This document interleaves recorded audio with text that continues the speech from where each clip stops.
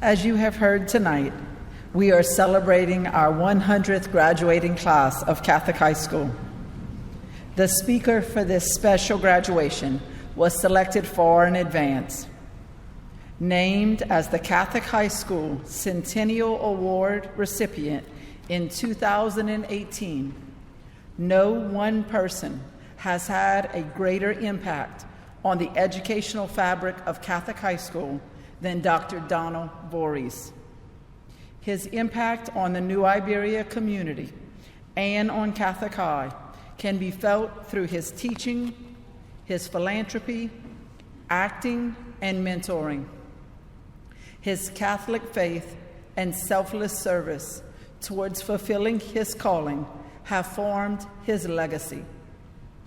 While a list of accomplishments could fill multiple pages, Dr. Donald Voorhies has made his greatest mark by the thousands of lives that have been touched and in many cases changed by his presence in their lives. Just as he has many times given Mrs. Gladys Viator credit for his philosophy and approach in education, I also give him credit as a teacher who has made the biggest impact on my life, personally and professionally. Like many of you, Doc has taught me, he has taught my children, and I have very special memories of him. His legacy has been defined by his love of his students and his embodiment as a lifelong learner. Dr. Voorhies has spent over 60% of his life at Catholic High, attending St. Peter's College from grades 3rd through 6th, and continuing at Catholic High until his graduation in 1963, a class that prides itself for our first football state championship, as well as a state championship in speech and debate. Dr. Voorhies went on to get a great college education, culminating in earning a doctorate from the University of Pennsylvania. In 1976, he returned to teach at his alma mater to become a teacher and mentor to many students and teachers along the way. Tonight, I proudly present our distinguished alumni speaker, Dr. Donald Voorhies.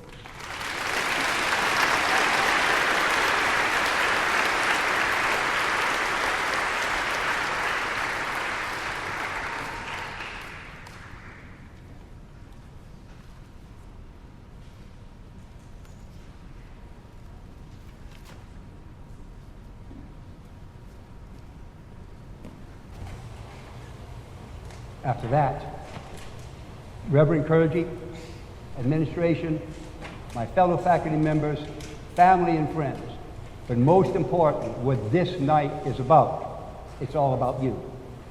I thank you for the chance to speak to you and address you. I've actually done this once before. I believe it was 4 years ago on the anniversary of the founding of the school that I was asked to speak on that 100th anniversary. And again, on the 100th anniversary of the first graduating class, I was asked to speak again. I guess they think I'm getting old. But that happens. The gentleman over here pictured that very first class. You might not believe this, but I knew many of them. I knew many of them very well. I know many of you, some very well. And in 100 years, think about it, your picture will be right here at the 200th graduating class. And there will be people who know you, there will be people who know them. You and these gentlemen have much in common. Let me tell you a bit about their history. They lived through World War I, the war to end all wars. They lived through the pandemic of, starting 1918, the Spanish flu. They lived through the Roaring 20s, the Depression, where many of them stood in line for soup. They lived through World War II. They lived through the atomic bomb dropping and long after that. You have very, very much, especially experiencing the pandemic, to go with them. But what did they have to hold them up? 4 things. They had their faith, they had their families, they had their friends, and they had their education from St. Peter's College. They did not know what was to come, but they knew they would face it, and face it well. When they first told me I was going to be given this address, I spoke to a number of students who I knew, and I asked them this question: what are your greatest memories of your time at Catholic High School? Freshman year, the greatest memory, everybody put it down, was going to the state championship football game in the Dome in New Orleans. They remembered going down the highway and all those signs, all the way to New Orleans, say, "Believe." Remember that? I always wonder how those got there. You know, was it the elves or the Rougarou? I don't know how it got there. Okay? Then, of course, we remember the game, state championship. My class was the other one. Okay? And then coming back, remember that? It snowed. How can you believe that when you were freshmen? About sophomore year, for some reason, they mentioned the retreat, which was very special, and they said because of the bonding it created, okay, in the class, which I have seen all that time, especially this year. They mentioned the Kairos things. They mentioned going to rallies, all kind of things. Okay, it was very special to them. Junior year, this is one I didn't know too much about, but apparently the homecoming dance was a disaster. But the students, you organized another dance called Sadie's Dance, which was obviously the best one of your whole high school career. And that was very interesting. One thing that they did not mention, not one single person, was Friday, the 13th of March, 2020, when they came on the speaker at school and announced school was going to, shaking his head, school was going to be closed for 2 weeks. Oh, and I had a class in there, some of you cheering, oh boy, out in the hallway. Oh, you would think that they had passed out, okay, M&Ms to the whole school. But it wasn't that. It was a great tragedy about to happen that we all soon realized. Okay, in the world, and for you too, there was no baseball season. There was no softball season. There was no dance competition. There was no cheerleading competition. There was no rally, no science fair. All those things ended. Okay? There was no prom. There was no graduation with friends and family, except a very small thing, 1 graduate, 2 people with it. We did not know that. But what we know, okay, is that you got through it. You had your faith, you had your family, you had your friends, you had the education up to that point, and you got through it. Okay, just like they did. But the next thing, okay, if you don't mind, people back there, I hope you can see, the next thing is for you especially. So I'm gonna go down there. You can eavesdrop if you want. This is for you. I wanted to think what words I could use to characterize this class. And I came up with 2. But I wanted to make sure I really knew what they meant. So I made a study guide. You call it something else, I think. The 2 words are, okay, resilience. Okay? The other is perseverance. Resilience, I want to make sure, the capacity to recover quickly from difficulty, to bounce back. Persistence, perseverance, continued effort to achieve something despite difficulties. Both of those things apply to you. I remember June, it was hot as heck The hurricanes and all that hadn't even come yet. And I remember going to school, and many of you were out there in the heat doing workouts, 6 feet apart. 6 feet apart. But you did it. You had resilience and determination, and you know, you didn't even know if school was going to start. Then, I remember practice starting. Not baseball, football, volleyball, they had Kairos meetings, all this stuff. You didn't know if there would be a season at all, if there'd be any games, if there'd be any intermissions, if there'd be any school for all the meetings you prepared for. But you were there. You were resilient. Despite all those difficulties, you persevered. And then, this class, in particular, on the first day of school, you were sitting in the rooms, you had the power in your hands to ruin the school year. But you got up, you were going to a class there, right there, but you turned right, you went down the hall, you went all the way across, and came back. You remember that? You had the power not to do that, but you did. You stood in line, 3 people, at the bathroom. That had to be done to have this school year, but you did it. Worst of all, you had to eat lunch in the classroom with the people you had spent the whole morning with, but you did it. Not only that, like little ducklings, the juniors, the sophomores, the freshmen, the junior high kids who take some classes in the high school did the same thing. Your resilience, your persistence transferred to them. It was very, very difficult.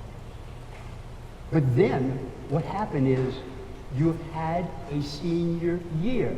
Again, those things I asked. I'm just going to give a brief. They went on and on and on. The pep rallies. You remember the first one? In the stadium? How weird is that? But you were as loud in the stadium as you are in the gym. I heard you, and I was way on the other side. There was homecoming. That. There was paint wars. Y'all won.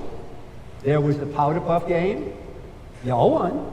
Okay. There was the court, and there were all those glorious things. That happened because you made it happen.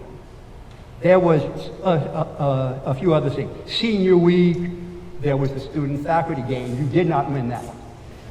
I had nothing to do with that. Okay, there was big man on campus, all those things happened, and they didn't have to happen. We were in school every day we were supposed to be in school, in part because of the leadership that you gave us in school. One thing that somebody came tell me, Doc, I want to add something on my list. The first mass in the gym. After being in the classroom all that time, when we had that first mass in the gym. I think I went to the second one because I teach sophomores. When I walked in and I saw you sitting 6 feet apart in the bleachers. When I saw, you remember this, all those chairs spaced 6 feet apart. I cried because I never believed that would happen this year. And what was it due to? It was due to you. Then there was one more thing. The impromptu party, you call it. What I remember is the shirt signing. Okay? I've asked some of the other faculty members if that happened before. I've gotten different answers. I don't remember it. And as Dr. Arabi said, I've been there a while. But I guarantee that will happen from now on. And it's going to have a sponsor. Van Heusen and all those other people who make expensive shirts are going to sponsor that. It was absolutely beautiful to see the things you did. Okay? But the question is, what was the greatest thing that you learned this year? It was not all those formulas I taught in math class, or the things you learned in English, pardon me, or in history, all those subjects. It was when the going is difficult to continue, that you can be resilient, you can be perseverant. That was the greatest lesson that you will use for the rest of your life. This is not the first time I've spoken to you as a group. I don't know if you remember, when you were in 6th grade, I was coming back to teach. You all remember Mr. Simon, the principal? Well, there was a speaker who was supposed to talk for a while and get questions. No one asked questions. And if you remember, he was obsessive about staying on schedule. So here we were in the gym with nothing to do. So I said, I'll go talk. And he said, great. So he goes and introduces me, not like that. And I talk. Okay? And what I said was my favorite Bible verse, Psalm 95. If today you hear his voice, harden not your heart. I stand here today because of that particular verse of the Bible. The Lord went to a lot of effort to get me to be a teacher. Okay? And it's true. You will hear his voice. And just like I had a choice when I heard it, you have a choice. Okay? You can listen to his word or not. But then you will have the consequences of that choice. If today you hear his voice, harden not your heart. That first year, I had gone to the senior retreat, and a quote was said. This is the very same note I used those 4 years ago. I think it was Mr. Chad Judy's was the teacher who was involved in that. This is what he said. Don't be the person the world says that you should be. Be the person that God says you should be. Don't be the person the world tells you you should be. And it will be difficult. Be the person that God says you should be. That too will be difficult in this modern world. So, one last thing. You will, again, you will hear his voice. Maybe tomorrow, maybe in 10 years, maybe in more years. When you hear it, harden not your hearts. Thank you for having given me a wonderful year and a wonderful time at Catholic High. God bless you all. Just think, in 20 minutes, you won't be students anymore. Thank you.